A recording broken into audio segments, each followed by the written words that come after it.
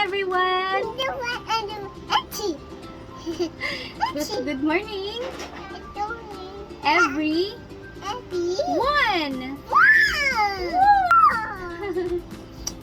Mga mimo ko, samahan nyo na naman ako sa panibagong araw. Ka-intro natin mga mari ko, ako nga po pala si Mami MJ na may 2 toddlers. Yes, 27 years old at going to 28 years old na this year. Mga mari ko, ito nga ang ating mini vlog mga mare ay nagstay nga lang tayo sa bahay ngayon kasi naka-leave tayo for 1 day. Tara, samahan nyo nga muna mag-unat-unat ito mga mari ko kasi nga ready talaga tayo for today's video. Usually, ito nga lang yung araw natin mga mari ko kung ano ang ginagawa ko every morning kapag tayo nga ay naka-day off sa trabaho. Ikaw siya mga mari ko, nag-prepare na nga lang ako dyan ng mainit na tubig kasi nga magmamaylo at magkakape nga kami. Inaayos ko nga lang dito mga gamit sa kusina, pati nga yung mga hugasin, kasama na nga yung bote ng mga bata. Alam niyo ba mga mare, dati rin talaga, hindi rin talaga ako sanay na magbo-voice over nga dito sa video ko. Alis na nagtatanong nga po pala ng gamit namin na induction cooker mga mare ko, ay nabili ko nga lamang yan sa Shopwise. Pagkakaalala ko nga mga mare ko, ang induction po namin ay Carlson ang brand. Mas taon na nga po pala sa amin itong induction cooker namin mga mare ko. Sobrang sulit talaga yung gamit namin dito. Pero ngayon nga ay medyo nagbi-blink-blink at namamatay siya. Pero okay pa naman gamitin. Uy, katatapos ko nga lang dyan magtimpla ng Milo plus ng coffee ni Papa. Yun ang nakakamiss nito at nakakaalala nitong bread na to. Grabe mga mare ko. Sobrang bumabalik talaga lahat ng alaala ko kasi since elementary talaga, ito talaga yung favorite ko na pinapadala o dinadala ni Mama galing trabaho niya. At ito ngayon ibabaon ko sa eskwela. Sabi, itong voice over na tutuloy-tuloy talaga at walang hinga, ha?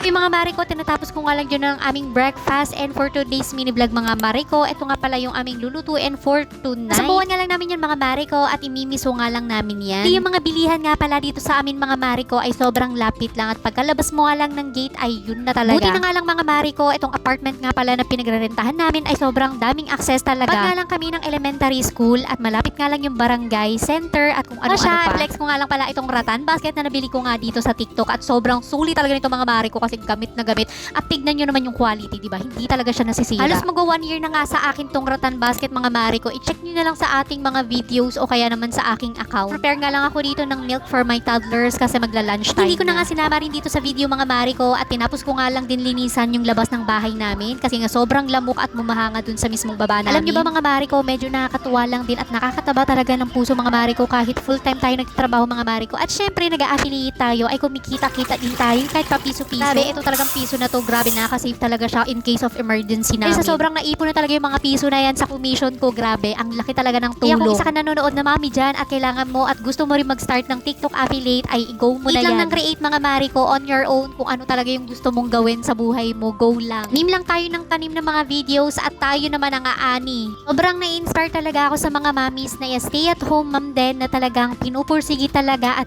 sobrang ang laki ng determination sa pagiging TikTok affiliate. Sobrang saludo po talaga ako sa inyong lahat. Hanggang dito na lang.